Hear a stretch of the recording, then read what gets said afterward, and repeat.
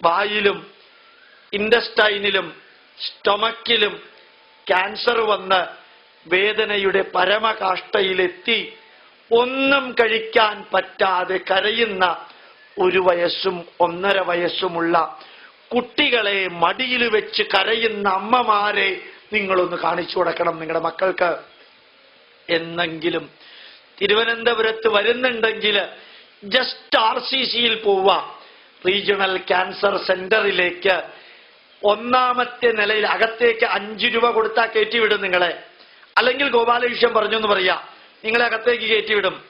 അവിടെ ചെന്ന് അനവധി കസേരകളില്, അനവധി കട്ടിലില് ചെറിയ കുട്ടികള്, ചില കുട്ടികളുടെ തല വളർന്നിരിക്കുന്നത് കണ്ടാൽ നിങ്ങൾ ഭയപ്പെടും. ഇങ്ങനെയാ, കാരണം അകത്ത് ക്യാൻസറാ. ആ ക്യാൻസറിന്റെ വളർച്ചയായത്. ആ കുട്ടിയെ മടിയിൽ വെച്ച്, തൊണ്ടയിൽ ക്യാൻസർ വന്ന കുട്ടിയെ മടിയിൽ വെച്ച് കരയുന്ന അമ്മമാരുടെ പ്രാർത്ഥന എന്റെ മുമ്പിലുള്ള അമ്മമാരൊന്ന് കാണണം, ഒരിക്കൽ കാണണം. അതിൽ കൂടുതൽ നിങ്ങൾക്ക് കാണാൻ പറ്റില്ല, ഒരിക്കലെങ്കിലും കാണണം. ആ കാഴ്ച നിങ്ങളുടെ മനസ്സിലുള്ള വാശിയും പകയും വിദ്വേഷവും അഹങ്കാരവും അന്നത്തോടുകൂടി അവസാനിപ്പിക്കും. നിങ്ങൾ സാധാരണ മനുഷ്യരാണെന്ന ബോധം ഉണ്ടാവും. അന്ന് ആ അമ്മ പ്രാർത്ഥിക്കുന്നത് എന്താണെന്നൊന്ന് ചോദിക്കുക. എന്റെ മകന്റെ ആയുസ് കുറച്ച് കഴിയുന്നതും വേദത്തിൽ ഈ മകനെ ഈ ലോകത്ത് നിന്ന് കൊണ്ടുപോകണമേ എന്ന് പ്രാർത്ഥിക്കോ, അതല്ല ഈ കുട്ടിയുടെ രോഗം മാറ്റണമേ എന്ന് പ്രാർത്ഥിക്കോ?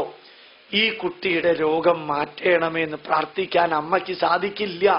കാരണം ഡോക്ടർ എഴുതി തള്ളിക്കഴിഞ്ഞു. ഇനി 1% പോലും ഹോപ്പില്ല. തൊണ്ടയിലെ ക്യാൻസർ, വെള്ളം അകത്തേക്കും ഇറങ്ങില്ല, കുഴലിടാൻ പറ്റില്ല. ഞാൻ കണ്ട കാര്യ നിങ്ങളോട് പറയുന്നത്. ഇതാ ജീവിതം. ജീവിതത്തിലെ എച്ചിലലയിൽ നിന്ന് ഭക്ഷണം കഴിക്കുന്നവരെ കാണിക്കണം. വായിലും ആമാശയത്തിലും ക്യാൻസർ വന്ന് ഭക്ഷണം കഴിക്കാൻ പറ്റാത്ത കുട്ടികളെ മടിയിൽ വെച്ച് കരയുന്ന അമ്മമാരെ കാണിക്കണം.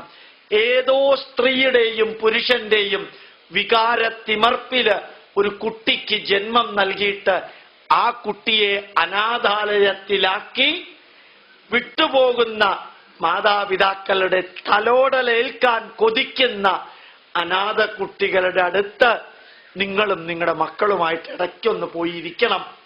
നിങ്ങളുടെ മക്കൾ അറിയണം അടുത്തുള്ള അമ്മയുടെയും അച്ഛന്റെയും സ്നേഹവും അടുത്തില്ലാത്ത അമ്മയുടെയും അച്ഛന്റെയും ദുഃഖവും.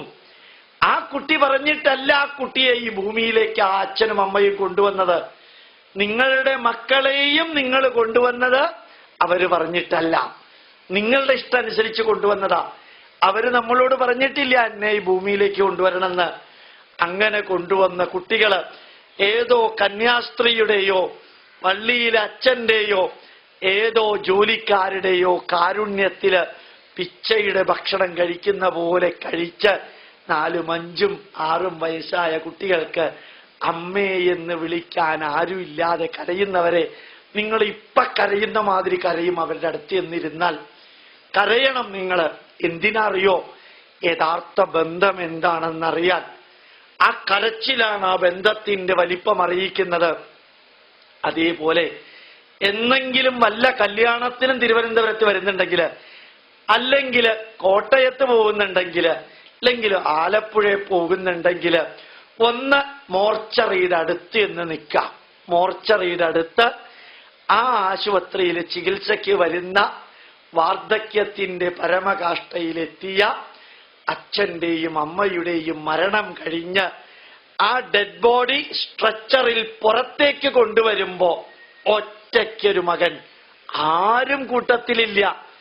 അച്ഛന്റെ ശവശരീരം അമ്മയുടെ ശവശരീരം കൊണ്ടുവരുമ്പോ ഗേറ്റിൽ കാത്തു നിൽക്കുന്ന ആംബുലൻസിലെ ഡ്രൈവർമാരുമായിട്ട് പൈസയ്ക്ക് വേണ്ടി ബാർഗെയിൻ ചെയ്യുന്ന മക്കളെ ഒന്ന് കാണണം. അച്ഛന്റെയും അമ്മയുടെയും ശവശരീരം ഒന്ന് വീട്ടിലെത്തിക്കാൻ പൈസ ഇല്ലാതെ ആ ആംബുലൻസിലെ ഡ്രൈവറോട് 600 രൂപയ്ക്ക് എൻ്റെ അച്ഛന്റെ ശവം കൊണ്ടുപോകണം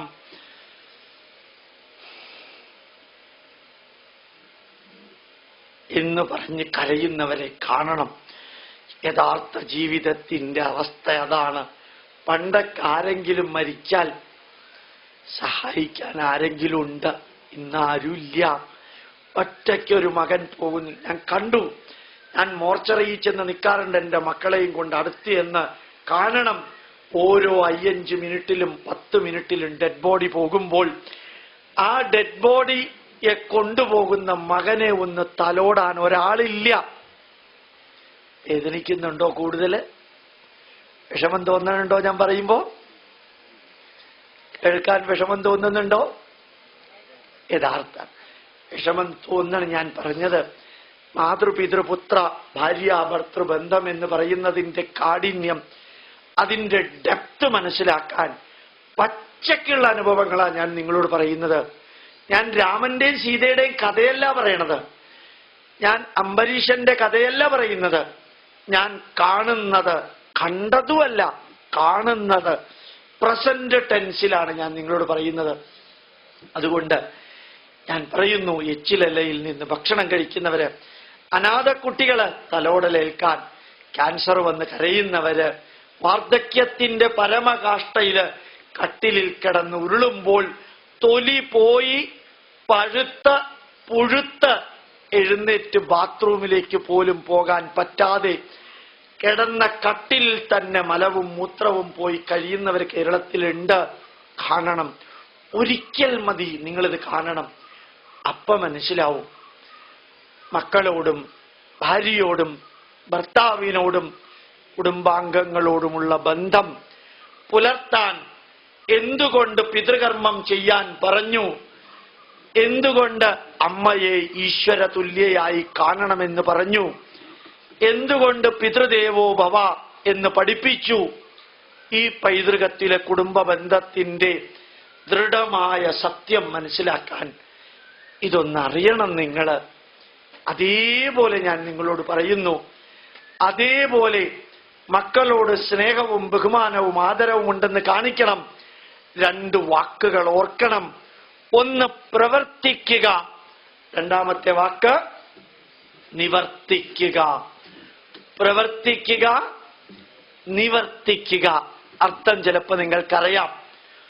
പ്രവർത്തിക്കുക എന്ന വാക്കിന്റെ അർത്ഥം ചൈതന്യവത്തായി മക്കളെ വളർത്തിക്കൊണ്ട് കർമ്മമണ്ഡലത്തിൽ നിറഞ്ഞുകൊണ്ട് വർക്ക് ചെയ്ത് ആക്ഷൻ ചെയ്ത് മുമ്പോട്ട് പോകുന്നത് പ്രവർത്തിക്കല്. അർത്ഥം മനസ്സിലായി?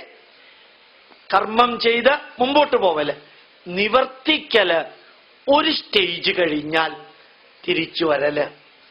ഒരു സ്റ്റേജ് കഴിഞ്ഞാൽ തിരിച്ചു വരണം.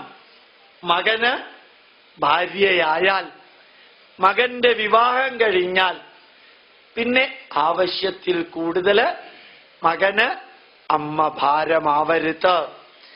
ആവശ്യത്തിൽ കൂടുതൽ മകൾക്ക് അമ്മായിയമ്മയും അമ്മാവനും ഭാരമാവരുത്. അത്രയും കാലം വള്ളത്തിലപ്പുറത്ത് കടത്തിവിട്ടു. അവരിനി മുമ്പോട്ട് പോകട്ടെ. ബന്ധം ദൃഢമാക്കാൻ വേണ്ടതെല്ലാം ചെയ്തുകൊണ്ടിരിക്കുക. അങ്ങനെ ഒരു ബന്ധം നിലനിർത്താൻ സാധിച്ചാൽ വേണ്ടതിനും വേണ്ടാത്തതിനും മകനെയും മകളെയും മരുമകനെയും മരുമകളെയും നമ്മൾ തിന്മ പറയുകയും തിന്മയിലൂടെ നടത്തുകയും ചെയ്യുമ്പോൾ യഥാർത്ഥത്തിൽ നിങ്ങൾക്ക് ആവശ്യം വരുന്ന സമയത്ത് അവരുണ്ടാവില്ല. അർത്ഥം മനസ്സിലായില്ലേ? യഥാർത്ഥത്തിൽ ആവശ്യം വരുന്ന സമയത്ത് അവരുണ്ടാവില്ല. പുലി വരുന്നേ പുലി വരുന്നേ എന്ന വാചകത്തിലെ അന്തസ്സത്ത മനസ്സിലായിട്ടുണ്ടാവുമല്ലോ ഇല്ലേ? വേണ്ടതിന് മാത്രം പ്രവർത്തിച്ചു മുമ്പോട്ട് പോകുന്നവര് അക്കരയ്ക്ക് വിട്ടാൽ നിവർത്തിക്കണം, തിരിച്ചു വരണം. ഏത് മരുമകളുടെ ഭക്ഷണമാണോ, ഏത് മരുമകന്റെ സഹായമാണോ ഭാവിയിൽ വേണ്ടി വരിക എന്നറിഞ്ഞൂടാ. ആരെയും പടിയടച്ചു പിണ്ണം വെക്കരുത്, ആരെയും അടിച്ചു പുറത്താക്കരുത്. നാരായണ ഗുരു പറഞ്ഞ പോലെ എല്ലാവരെയും അടിച്ചകത്താക്കുക.